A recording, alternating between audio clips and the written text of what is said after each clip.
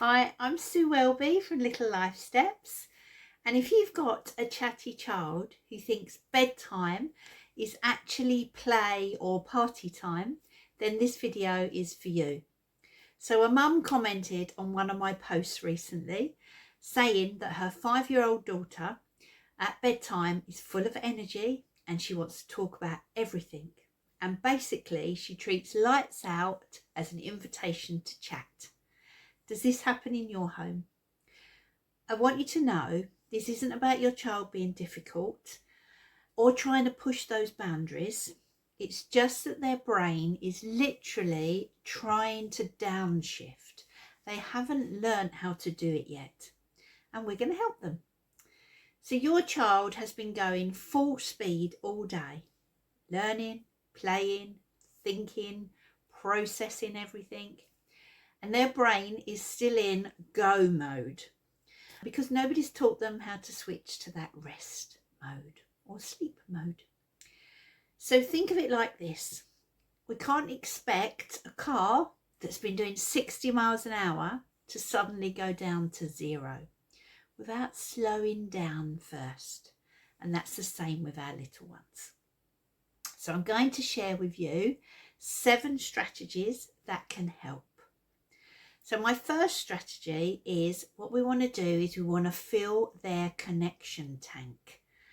If your child is chatty at bedtime, they're usually trying to grab connection from you whilst they've still got you there. So give them that before bedtime even starts. Just 10 minutes of your undivided attention. Put your phone away and let them lead the play or the conversation. Now you might be thinking, I can't do that because I've got more than one child. And I know that sounds hard. But what we could do is we could rotate the nights where each child gets solo time with a mum or with a dad. Even if it's just 10 minutes to fill that cup. And we do the connection time sometimes with all the children and then give them 3 or 5 minutes of one-on-one right before bed. Because even a few minutes of undivided attention will fill their cup or their tank. And you could say something like, this is our special time before bed. You don't have to save things up to tell me later. So you're just letting them know. When children feel emotionally full, their nervous system relaxes. So think of connection first and then calm will follow. So my second strategy is what we want to do is create a real wind down time. Most bedtime struggles happen because we go from that full speed to stop, and that doesn't work. It's also a transition for them. So about 45 minutes to an hour before sleep, start lowering the energy in your home. Dim the lights a bit. You'll start to help them make melatonin. Switch from running around to puzzles, books, drawing, or listening to a calm story. If dad's coming home from work, try and skip the wrestling match. No screens, no exciting books that you're reading just before bed. And what you're doing is you're helping their body and their brain transition. And you're not forcing it to shut down. When they can sense that's what we're doing, that's when we get more resistance. Number 3 is we want to burn that energy off earlier in the day. Your child's body still has fuel at bedtime and their brain is going to join them. So make sure they're getting big movements earlier on in the day. You know, if the weather's been bad, if you've been in a lot and they've been sitting around, make sure they've done a lot of jumping, climbing, running. Just avoid those high energy play in that last hour before bed. A tired body will settle way easier than one that's been sitting still all evening. So number 4 is we want to make bedtime predictable.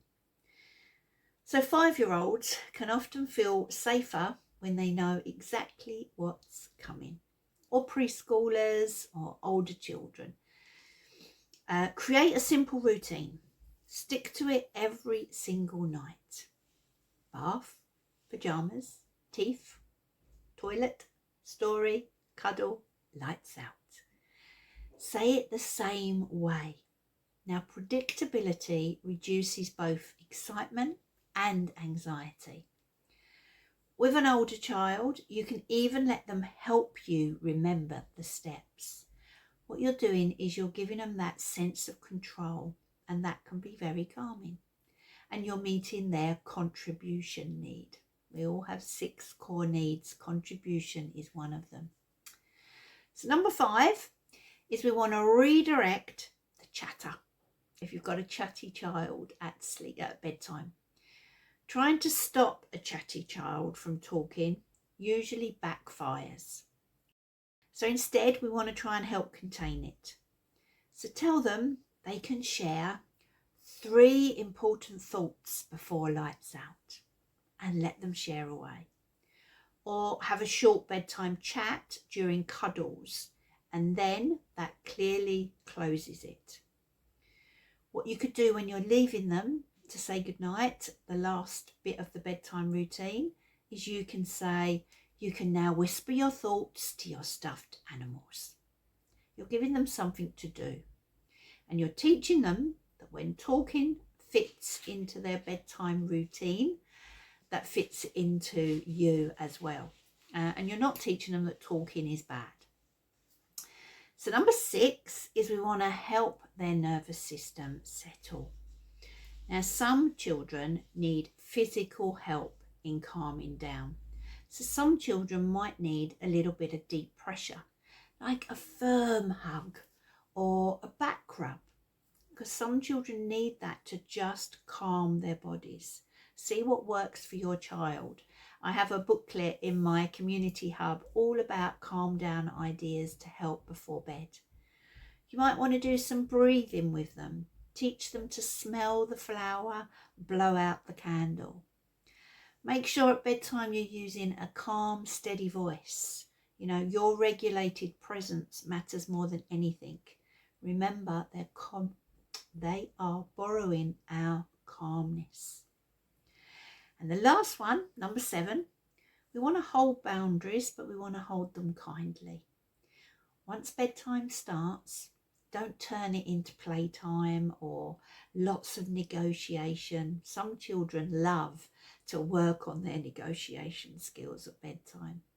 So we don't want any new games. We want minimal talking after lights out. Stay calm, stay boring. That actually helps their body understand this is sleep time now. Now, we might feel guilty, because lots of parents tell me they do, that we've not spent enough time with them that day. And that can come across in our body language. Now, children don't need lots of time from us. They need more quality time. So those little one-on-one times are little golden nuggets that can really help. So your child isn't too energetic or being naughty when they're doing this at bedtime. They're just learning how to shift from stimulation to rest. And that takes a bit of practice. Just think, you're meeting their needs. You're meeting their needs for connection, predictability, that movement before bed, and then sleep gets so much easier. I hope this was really helpful. Give it a thumbs up underneath. Let me know in the comments. This year I've set a goal to do more videos on sleep, behaviour, and all things nobody warns you about with your little ones on my YouTube channel. So please subscribe if you don't already, and thanks for watching.